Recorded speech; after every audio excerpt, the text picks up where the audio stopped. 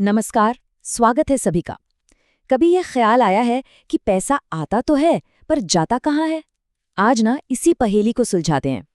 देखिए, असली बात ये नहीं है कि कोई कमाता कितना है। असली बात है कि वो उस पैसे को खर्च कैसे करता है, क्योंकि अमीर या गरीब बनना कमाई पर नहीं, खर्च करने के तरीके पर टिका है। तो चलिए शुरू करते हैं। जे पॉल गेटी, जो अपने टाइम में दुनिया के सबसे अमीर इंसान थे, एक बार अपने मेहमानों के साथ डिनर पर गए। रेस्टोरेंट पहुंचकर उन्होंने कहा, चलो अंदर जाने से पहले थोड़ा घूम लेते हैं। जानते हैं क्यों? क्योंकि ठीक रात 10 बजे के बाद जो कवर चार्ज लगता था वो खत्म हो जाता। उन्होंने कहा, मैं 15 मिनट के लिए फालतू में पैसे खर्च नहीं करना चाहता। सोचिए जरा, दुनिया का सबसे अमीर आदमी कुछ पैसों के लिए 15 मिनट इंतजार कर रहा है। ये कहानी साफ बताती है कि अमीर बनना और बने रहना दोनों ही इस बात पर निर्भर करता है कि खर्च करने का अनुशासन कैसा है। क्या कभी ऐसा महसूस हुआ है कि महीने की पहली तारीख को सैलरी आती है और कुछ ही दिनों में पता ही नहीं चलता कि गई कहाँ? कमाई चाहे कितनी भी बढ़ जाए, लगता है जैसे बाल्टी हमेशा खाली ही रह जाती है। ये एक बहुत ही आम समस्या है और आज हम इसी की जड़ तक पहुंचेंगे। तो प्रॉब्लम हमारी कमाई में नहीं बल्कि हमारे खर्च करने की आदतों में है। इसको एक छेद वाली बाल्टी की तरह समझना होगा। अगर बाल्टी में नीचे ही छेद हो तो ऊपर से कितना भी पानी डालते रहिए, बाल्टी कभी भरेगी ही नहीं। ज्यादा कमाना तब तक किसी काम का नहीं जब तक हम उन छेदों को बंद ना कर दें जहां से पैसा लगातार बह रहा है। तो सबसे पहला और सबसे बड़ा छेद, उसे कैसे बंद करें? इसका सीधा सा मतलब है कुछ भी खरीदने से पहले अपनी सोच को बदलना। हमें हर खर्च को एक तराजू पर तौलना सीखना होगा। ये एक बहुत ही कमाल का तरीका है। मान लीजिए किसी का कुछ खरीदने का मन है और वो चीज़ 5,000 रुपए की है। अब जरा सोचिए, अगर 1 घंटे की कमाई 250 रुपए है तो इसका मतलब है कि उस चीज़ के लिए 20 घंटे कड़ी मेहनत की गई है। अब सवाल ये उठता है, क्या वो चीज़ हमारी 20 घंटे की मेहनत के बराबर है? सिर्फ ये एक सवाल बहुत सारे फालतू खर्च बचा सकता है। पहला छेद तो था सोच का। अब दूसरे छेद की बात करते हैं जो हमारी खरीदारी की आदतों से जुड़ा है। शॉपिंग करते समय जो आम फाइनेंशियल लीक्स होते हैं उन्हें रोकना होगा। ये बहुत ही प्रैक्टिकल तरीके हैं। ये 4 नियम पैसे बचाने में बहुत मदद कर सकते हैं। पहला, हमेशा लिस्ट बनाकर ही जाइए। इससे सिर्फ वही खरीदा जाएगा जिसकी जरूरत है। दूसरा, अकेले जाइए क्योंकि परिवार के साथ अक्सर गैर जरूरी चीजें भी आ जाती हैं। तीसरा, टाइम फिक्स कर लीजिए। जितना कम समय मॉल में बिताया जाएगा उतना ही कम फालतू सामान खरीदा जाएगा।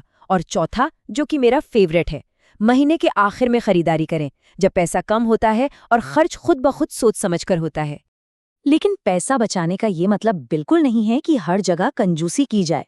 3 चीजें ऐसी हैं जिन पर खर्च करते वक्त कभी नहीं सोचना चाहिए: स्वास्थ्य, शिक्षा और भोजन। क्योंकि अगर सस्ते के चक्कर में खराब खाना खाया तो बीमार पड़ सकते हैं और हॉस्पिटल का एक बिल सारी बचत ले जाएगा। और हाँ, शिक्षा पर किया गया निवेश सबसे बड़ा निवेश है जो जिंदगी भर रिटर्न देता है। अब एक ऐसे छेद की बात करते हैं जो बहुत से लोगों को डुबो देता है, और वो है कर्ज। लेकिन क्या हर कर्ज बुरा होता है? अमीर और गरीब लोगों में एक बहुत बड़ा फर्क यहीं से पैदा होता है कि वो कर्ज को कैसे समझते हैं और कैसे इस्तेमाल करते हैं। अच्छा कर्ज वो है जो भविष्य में पैसा कमा कर दे, जैसे लोन लेकर एक घर बनाया और उसे किराए पर दे दिया। अगर उससे आने वाला किराया किश्त से ज्यादा है तो ये एक अच्छा कर्ज है। वहीं बुरा कर्ज वो है जो सिर्फ दिखावे, मनोरंजन या ऐसी चीजों के लिए लिया जाए जिनकी कीमत समय के साथ घटती जाती है। ये हमारी आने वाली कमाई को आज ही खर्च कर देता है। और एक बात हमेशा याद रखनी चाहिए, क्रेडिट कार्ड का कर्ज और बाय नाउ पे लेटर जैसी स्कीमें सबसे खतरनाक जाल हैं। एक सीधा सा नियम है, जो चीज़ नकद में नहीं खरीद सकते उसे उधार में कभी मत खरीदिए। इन योजनाओं ने बहुत से लोगों की आर्थिक सेहत बर्बाद की है। एक और बड़ा छेद है हमारी सोच का, सामाजिक दबाव और दिखावे के लिए खर्च करना। क्या ऐसा नहीं होता कि जैसे ही सैलरी बढ़ती है लाइफस्टाइल बदलने का ख्याल आने लगता है?